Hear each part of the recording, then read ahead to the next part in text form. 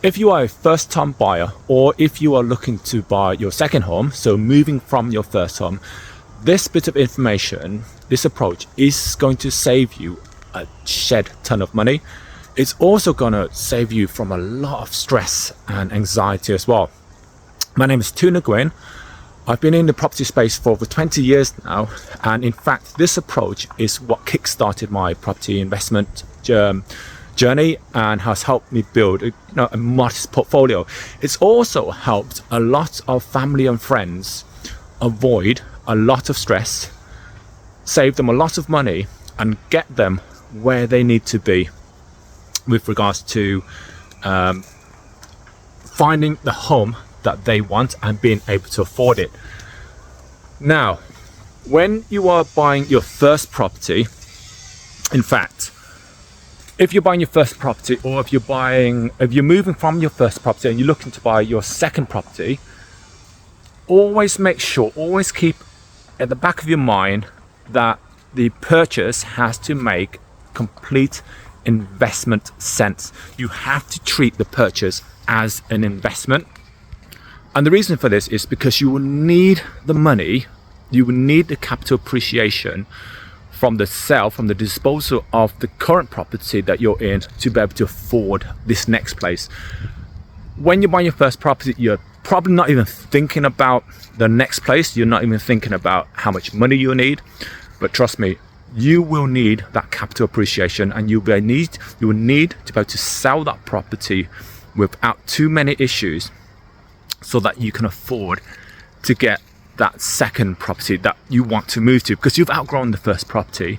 And the selling process, the disposal process can be, and the purchasing process in fact can be very, very stressful. In fact, it's probably going to be one of the most stressful things you can do in your life. You're also almost certainly not going to have a lot of money, just because that's where you are, that's your stage in life. So it's really important that when you sell that property, it's going to have a lot of capital appreciation. So you're going to be able to release a lot of equity from it, and you're going to want to be able to sell it without too many issues. Again, because of where you're at in life, you're almost certainly not going to have that much disposable income.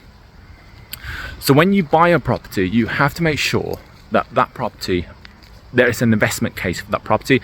Now obviously, choose an area or street or a property that you yourself would enjoy living in.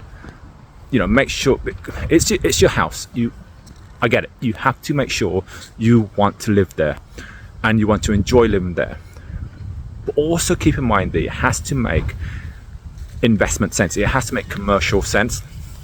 Meaning that when you come to sell it, you are going to sell it without too many issues.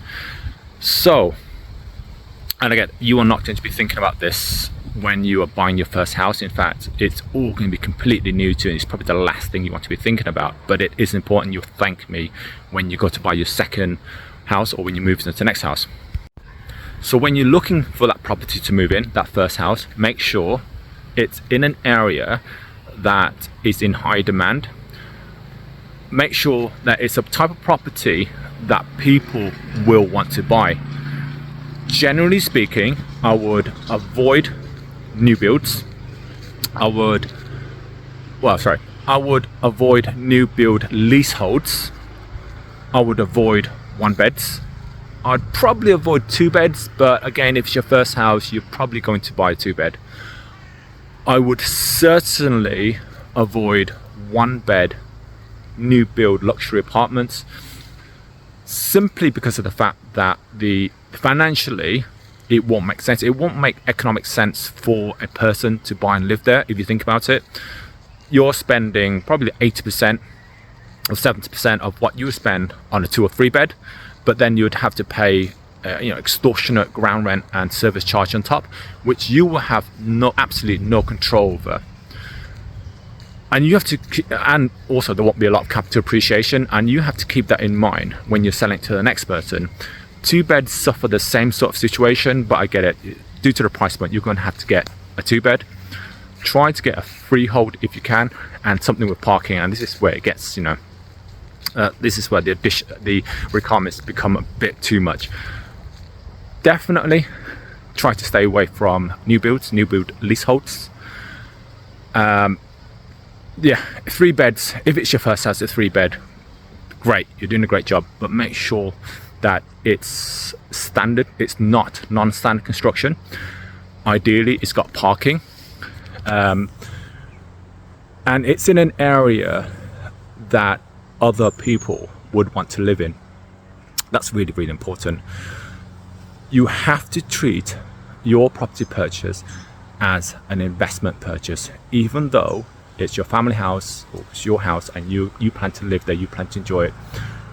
Make sure you pick somewhere that you do enjoy living, but ultimately it has to make commercial sense, and it has to be an investment, because you definitely need the capital appreciation from that property to be able to afford your next place. You need to be able to sell it without too many issues, because it's going to be a massive stress when you're selling it. And finally, when you come to buy it, when you come to look for something, look for somewhere you want to live.